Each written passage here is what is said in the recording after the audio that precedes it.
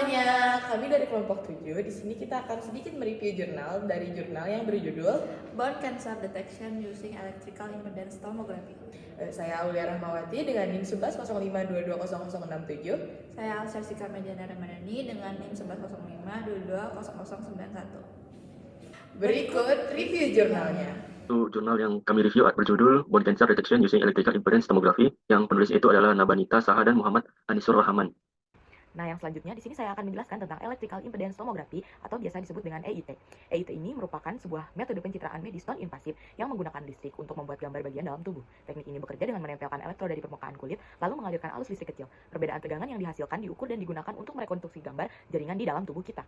Karena sel kanker dan sel normal memiliki tingkat konduktivitas listrik yang berbeda, EIT dapat membantu dalam mendeteksi kanker. Metode ini juga bermanfaat untuk melihat perbedaan konduktivitas pada berbagai jenis jaringan, seperti cairan dan bahkan gas dalam tubuh. Misalnya nih, EIT bisa digunakan untuk mendeteksi kerusakan jaringan, mengamati aliran darah, aktivitas syaraf, atau pergerakan saluran pencernaan.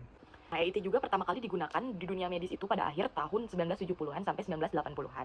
Dan sejak itu telah diterapkan dalam berbagai bidang, seperti pemantauan paru-paru, screening kanker payudara, dan prostat, serta penilaian aliran darah di otak. Bahkan EIT juga digunakan dalam menangani pasien COVID-19 untuk mengatur tekanan pernapasan. Saat ini metode ini masih tergolong baru dalam deteksi kanker tulang, tetapi memiliki potensi untuk dikembangkan lebih lanjut lagi.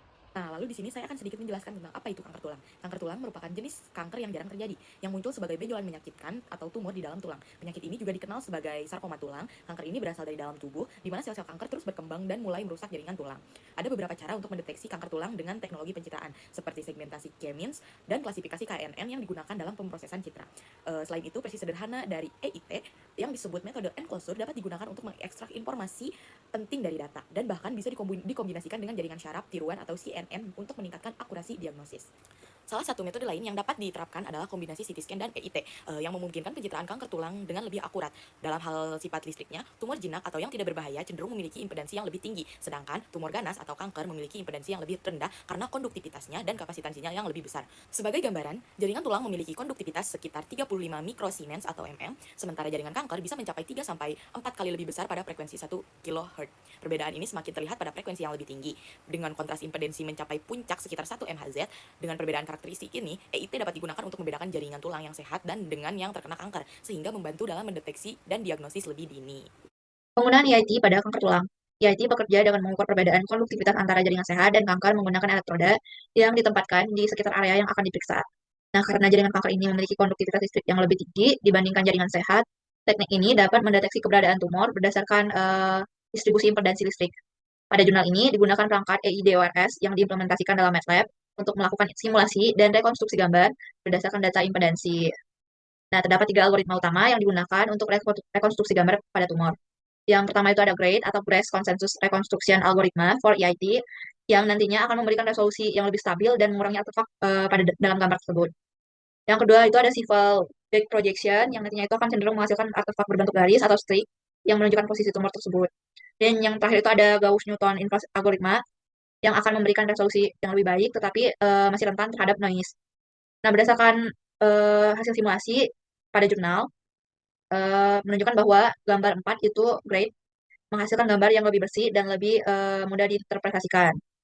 Gambar kelima itu ada Civil Back Projection.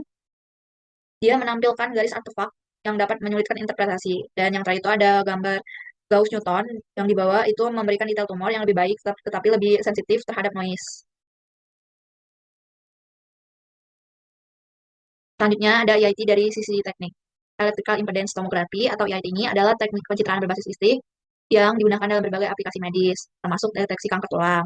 Prinsip dasarnya adalah mengalirkan arus listrik melalui elektroda yang ditempatkan di area yang diperiksa, lalu mengukur distribusi tegangan yang dihasilkan untuk merekonstruksi gambaran impedansi jaringan. Dalam konteks kanker tulang, EIT ini memanfaatkan perbedaan konduktivitas antara jaringan sehat dan jaringan kanker. Karena sel kanker umumnya memiliki sifat listrik yang berbeda akibat perubahan struktur dan kepadatan sel. Nah, secara teknis, EIT ini memiliki beberapa keunggulan dibandingkan metode pencitraan konvensional seperti MRI dan CT scan.